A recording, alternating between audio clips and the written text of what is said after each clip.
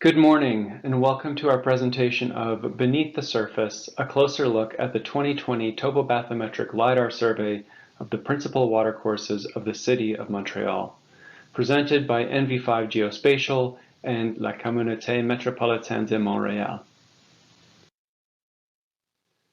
There will be two speakers for our presentation today. I am Sven Cowan with NV5 Geospatial. I am the Canada Program Manager at NV5 Geospatial, and I am based in Vancouver, British Columbia.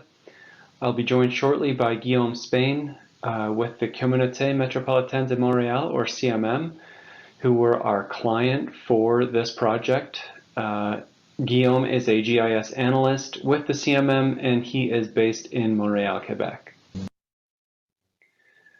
So we're going to start by talking about some introductions. I'll tell you a little bit about NV5 Geospatial, and Guillaume will tell you a bit about CMM.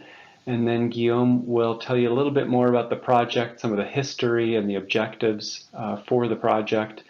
I will get into some of the planning work we did, sensor selection, and flight planning.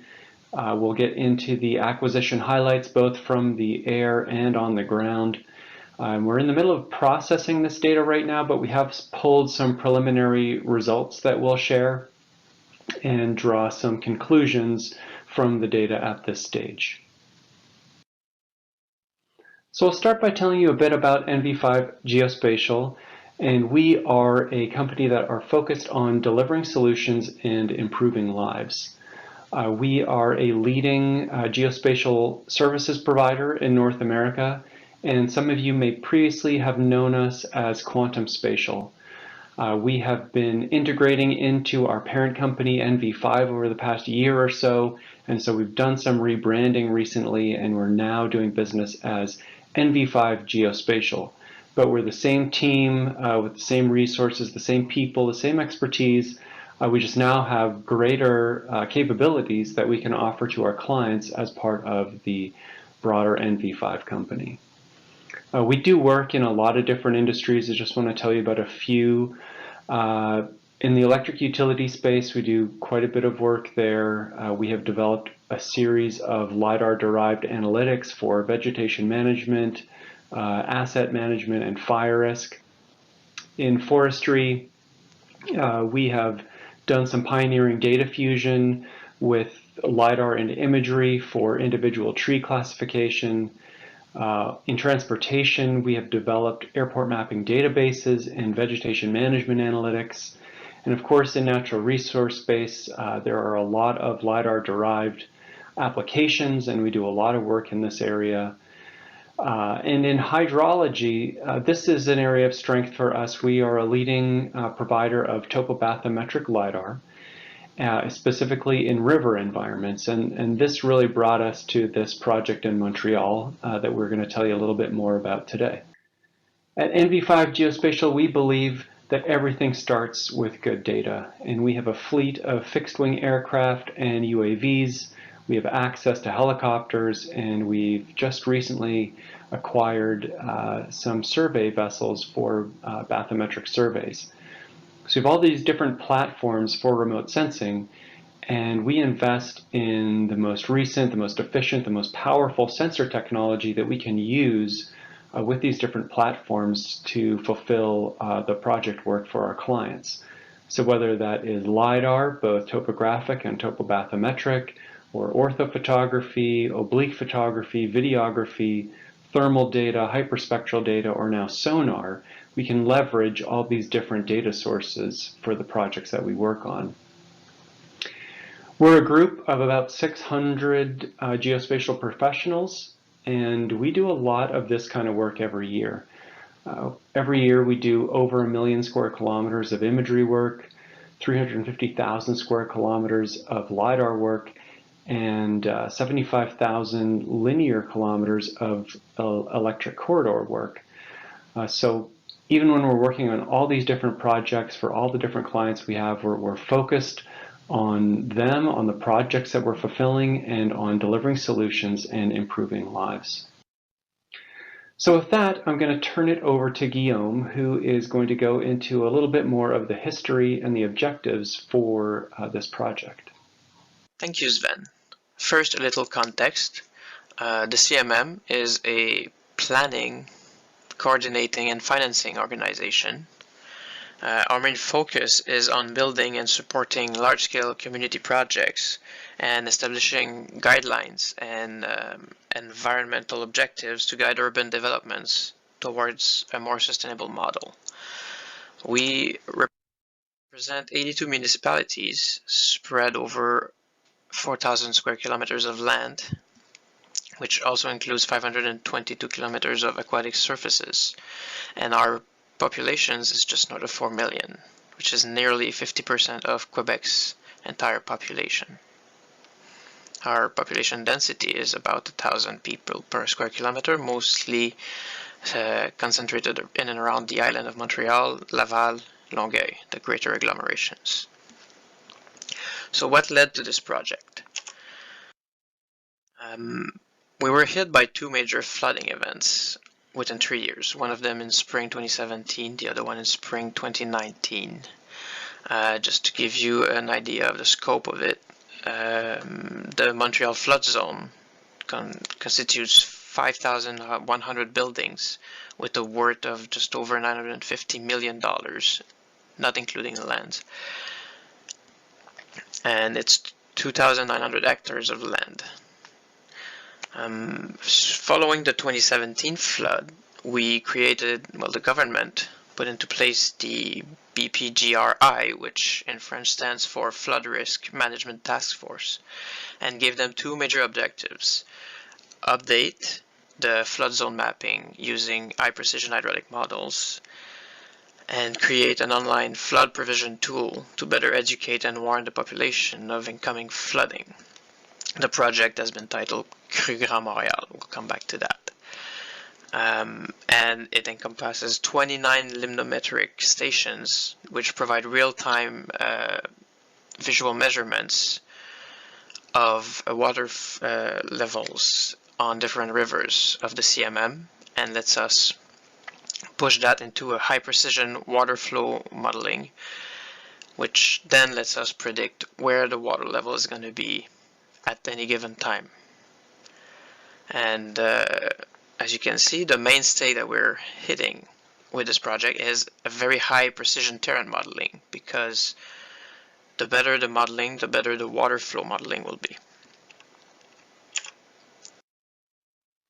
So the objectives of the project follow the first 2018 large-scale topographic lidar survey that we launched to get this model started. So we launched the topographic lidar, and as the water flow modeling progressed, it revealed considerable deficiencies along the shorelines, mostly in the water to land transition part, which was heavily interpolated and inaccurate, and we had a lot of data voids between topography and sonar bathymetry. So our objective was to patch, to get the data stream for these areas that were super inaccurate in our models. So to supplement it, we decided to launch a topobathymetric survey of the shorelines and bathymetry on the 28 main watercourses of the CMM territory.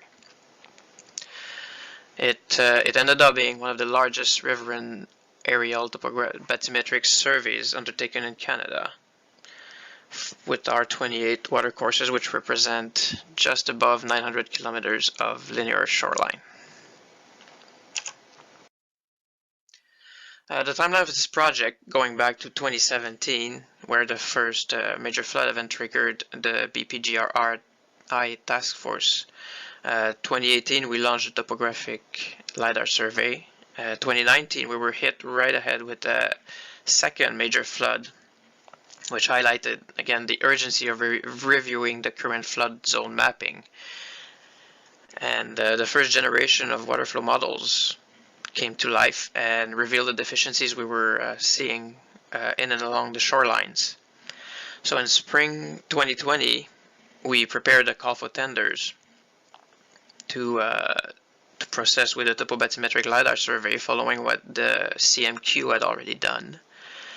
That is in Quebec City. fall 2020, Quantum Spatial Canada, which is now NV5 Geospatial, won the contract. In October-November 2020, the acquisition flights began on the CMM territory. And end of April this year, final data delivery is planned, after which we will integrate all of this new data into our models and continue reiterating on them to make them even more precise. And now back to Sven. We'll go over the operational highlights of this project. Thanks a lot, Guillaume. So now I'm going to get into some of the operational highlights of the project. So everything starts with good data, and the sensors that we use for the project are very important for that reason. These are the topobathymetric lidar sensors that we used. It was the Leica Chiroptera 4X and Leica Hawkeye 4X system. This system works together. These are two sensors. The Chiroptera is a shallow bathymetric lidar system. It also has a topographic lidar sensor as well as an imagery camera. And the Hawkeye is a deep bathymetric system rated to 3 Secchi depth. For those of you that are not familiar with Secchi depths, it's a measure of water clarity. If you look at the bottom left of this slide, you can see an operator with a Secchi disc. They're about to lower it into the water. And basically, they'll lower this down until they can't see it anymore and measure the measurement on the chain or the rope that it's on, and that will be the measurement of 1 Secchi depth. So the Chiroptera shallow system rated to 1.5 Secchi, and the Hawkeye is a deep system rated to 3. You can also see these systems on the plane in the lower right. They're fairly large systems, this and a couple of cooling and control units, and it does require 2 ports in the aircraft, so they both need their own port. Now, the flight planning component of this project was maybe the most important and the most critical of what we did to ensure a successful survey. This is a map of the waterways for the CMM. This is the 900 kilometers of shoreline over the 28 rivers in the area in the second largest city in Canada. So it's a very large project, very complex, a lot of variability in the types of rivers that we were surveying, and of course all of the aspects of being in a large metropolitan area. Not the least of which was the fact that there were 3 major airports in the Montreal area. And so this took a lot of coordination. Anytime we were in and out of this airspace, we needed to coordinate with the air traffic control folks. They needed to know beforehand what we were doing, how long it was going to take, where we were going to be surveying. So this was a significant amount of coordination that needed to occur. At the same time, it was fall in this part of Quebec, so we ideally were trying to survey this area after the leaves fell so that the leaves would not obscure the shoreline, which was critical to the success of the project. But of course, we wanted to do it before the snow started falling, because once there's snow and ice in the rivers, that really affects the performance of the system. So we were constantly monitoring the leaves to see what the status was across the project area. It's also fall in Montreal, and that means that there's going to be storms every once in a while. And so that happened to us. A rainstorm would come through that would swell the rivers, that would bring a bunch of runoff from the agricultural areas, which would increase turbidity in the water. And we knew we wouldn't get a good survey in those conditions. So every time there was a storm, we would have to wait for a day or so for all of that water to clear out. And then these are complex systems that we were operating, and we wanted to make sure that they were operating in their ideal conditions to ensure a successful survey. So we constantly had to keep that in consideration, as well as the safety aspects of the system and of the aircraft.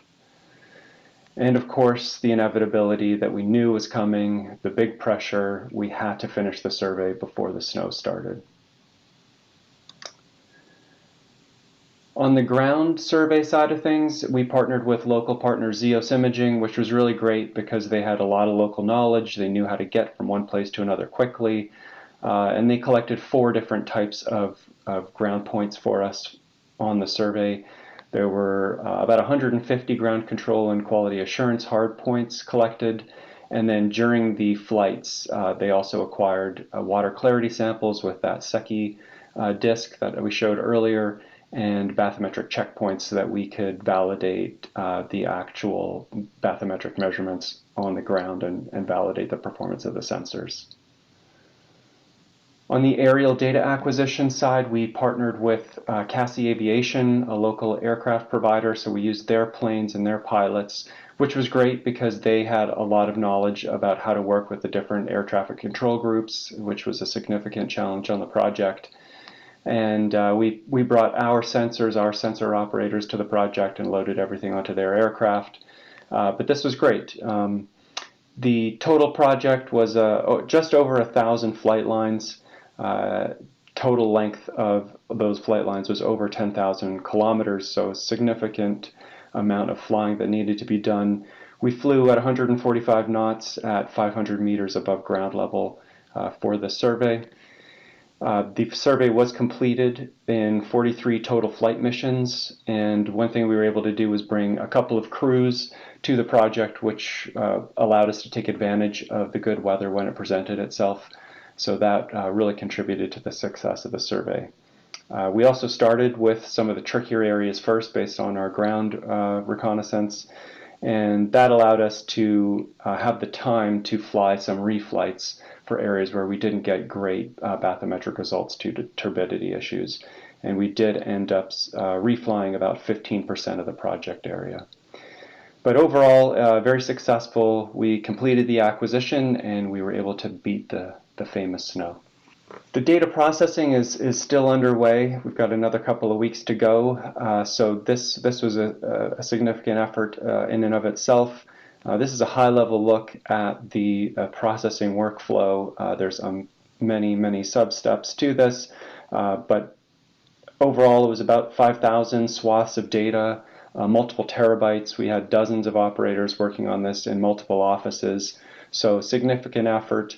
And there's a complex classification. CMM required 13 different classes for the LiDAR, and there's also a topobathymetric seamless DTM, which is very important for the inundation modeling that the CMM needs to do, as well as break line polygons for the shoreline water-land interface, which was another critical component to the project for CMM.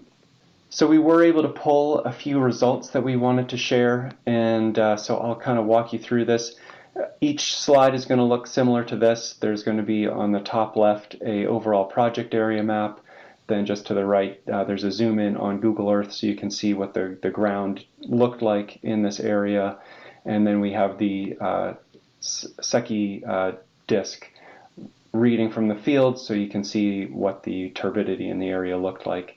And then at the bottom we have a LiDAR point cloud cross section, which we've simplified just to a few classes here just to give you an idea of what the results looked like in a depth approximation. This first area is the Rivière des Prairies, Pointe-aux-Trembles. The field notes indicate this was a rather turbid area, and so we didn't get the greatest results here. You can see the yellow bathy bottom in the cross section there. There's some broken areas, so it's not the strongest reflectance, but not terrible, but not the best either. But we got a depth approximation here, reading of about 1.4 meters. The second result, a little further south, this is the St. Lawrence River near Varennes, and less turbidity in this area. The field picture there of the Secchi reading, there's a bit of glare so you can't see it, but you can see on the cross section at the bottom really strong bathymetric result. And so really pleased with how the bathymetric reflectance looks here, and we were able to get a depth reading of 2.7 meters in this area. The next, a little further south, again, this is also on the St. Lawrence, Ile de Charonne. This one's kind of neat because the cross section goes across a small island, so you can see that in the cross section at the bottom. And you can also see where the Secchi reading was taken. There's some docks. This is I guess a bit of a recreational area. So that did create some turbidity in the water in that location. And so you can see that in the bathymetric profile. It's a bit broken there. But then once you get into the channel, moving to the left, much stronger because there's less turbidity. And we got a depth reading here of 3.7 meters. A bit further south again, this is Lac Saint-Louis near Molochville. And this was a great area for the Hawkeye system because it's a lake, slower moving water, and the depth here really allowed the Hawkeye to kick in. And so you can see the depth rating there of 13.8 meters. That's 50 feet. And so this was a good area where we really got to see the full system potential. And the last result to share here, this is Rivière des Outaouais, Pointe des Cascades, another area fairly low turbidity, and you can really see the bathymetric profile, especially the drop into the deeper channel. Pleased with this as well, low turbidity, good survey, 7.1 meter depth rating. So for conclusions that we're able to draw from the results we've shared, everything starts with good data. This project was no different, and the acquisition success really translated into the results that we're seeing. So leveraging those local resources was really important, allowed us to learn a lot about the area before we even got on site. We had to capitalize on the good weather windows, so bringing the ability to bring in multiple crews was a big win for that part of the project. And targeting the tougher areas first so that we had enough time for our reflight was critical. The sensor selection worked very well. We do have access to other bathymetric systems, but for this one, the Karatra especially did a lot of the work, and we're very pleased with the performance and the results. The deep water sensor, not as effective in shallow waters, but it's not really designed to be. So we didn't see the Hawkeye really kick in all the areas except when there was deeper water. The bathymetric results did vary by location and conditions, like you saw in the results that we shared, and that was consistent across the project area, especially where there was runoff in agricultural regions. That did increase the turbidity and prevented us from getting a great survey in all of those areas. But overall, we are quite pleased with the topobathymetric results for that land-water interface. So we really timed that survey well with the leaves and before the snow really kicked in. And so we're happy. We knew that was going to be a critical component for the CMM, and that land-water interface, those break lines are looking really good. So yeah, thanks for everyone for attending our presentation. Really appreciate that. And thank you to all of our vendors and partners who supported on this project. And of course, thank you very much to the CMM. You were a great client, and we're very proud to have worked on this project. So with that, we'll turn it over to the Q&A portion of the presentation. Thank you very much.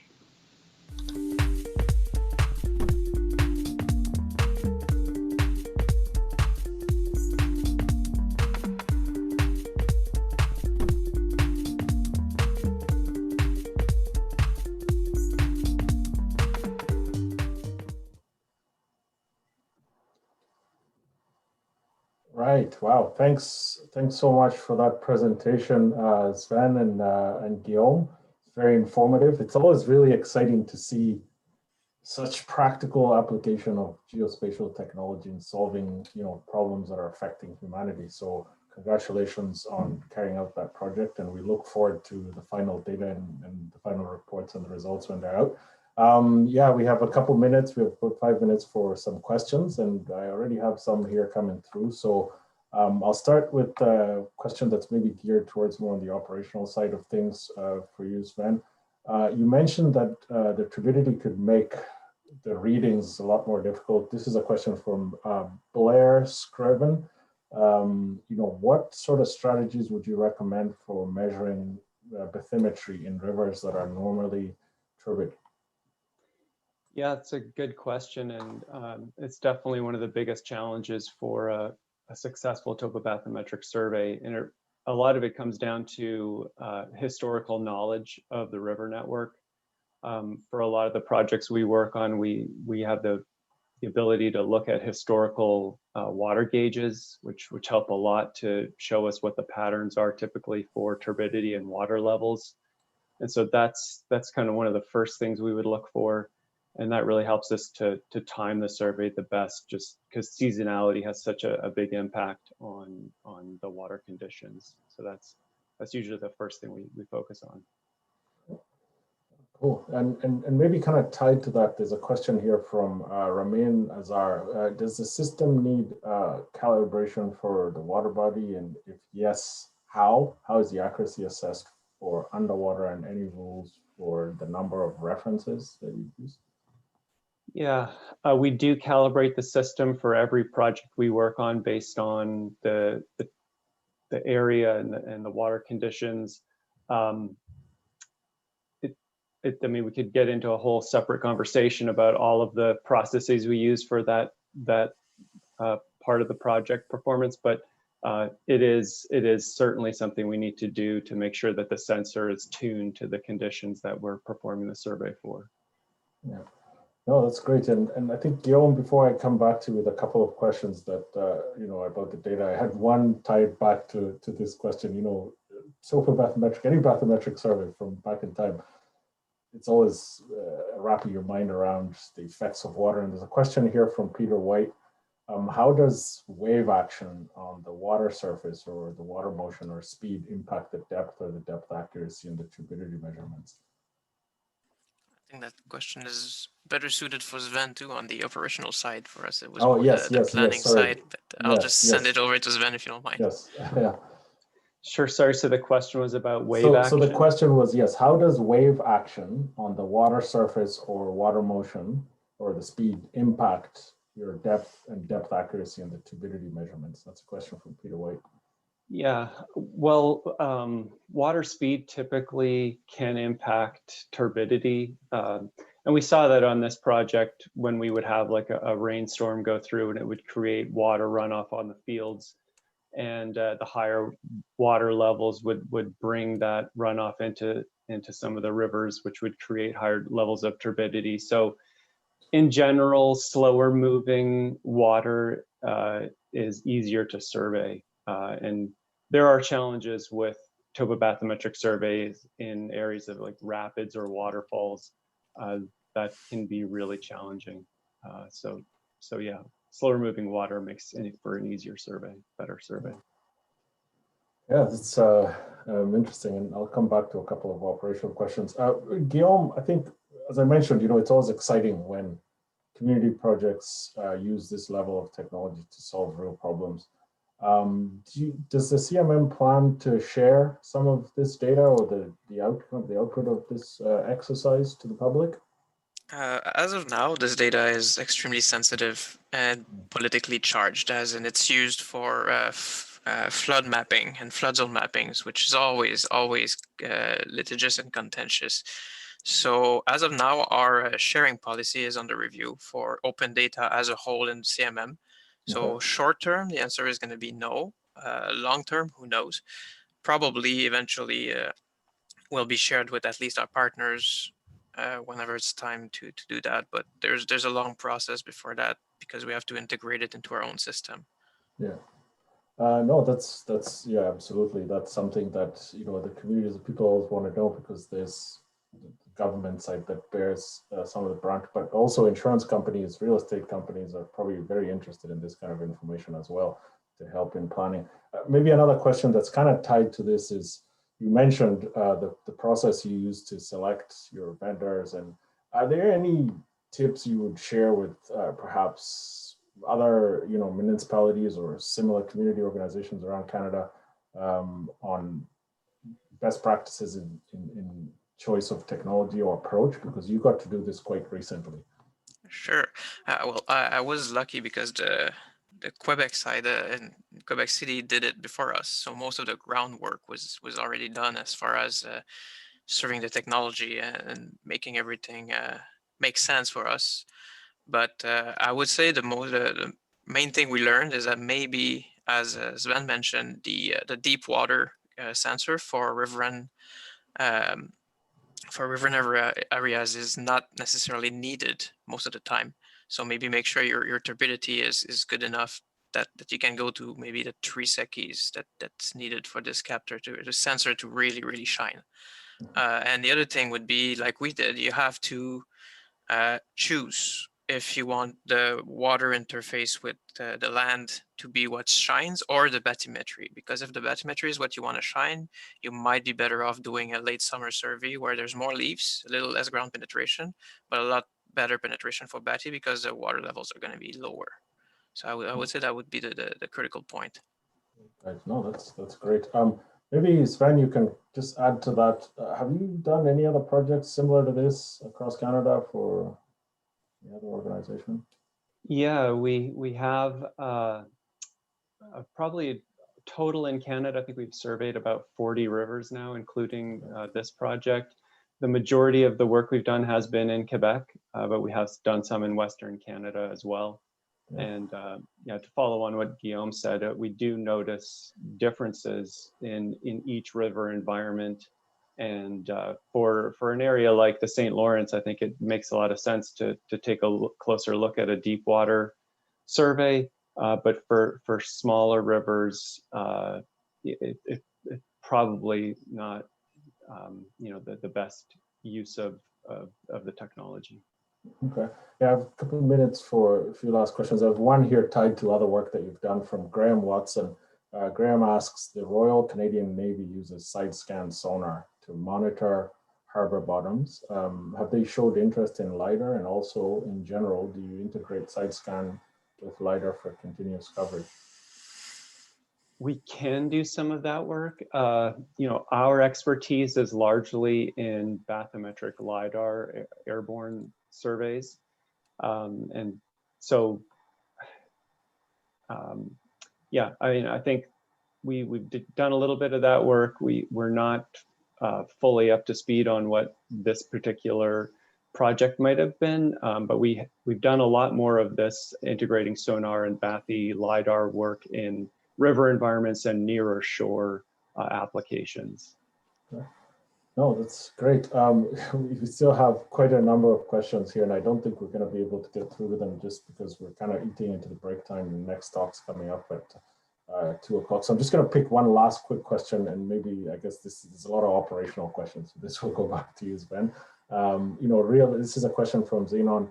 Realistically, in perfect conditions, how deep does your system penetrate water, and what is the deepest reliable and accurate measurement? And what is a typical GSD for your bathymetric lidar system? Yeah, so that's a good question, and certainly the water conditions are really the biggest variable. The systems that we used on this project, for instance, the Chiroptera, which is a shallow rated system, in perfect conditions, it's kind of maxed to a depth reading of 25 meters.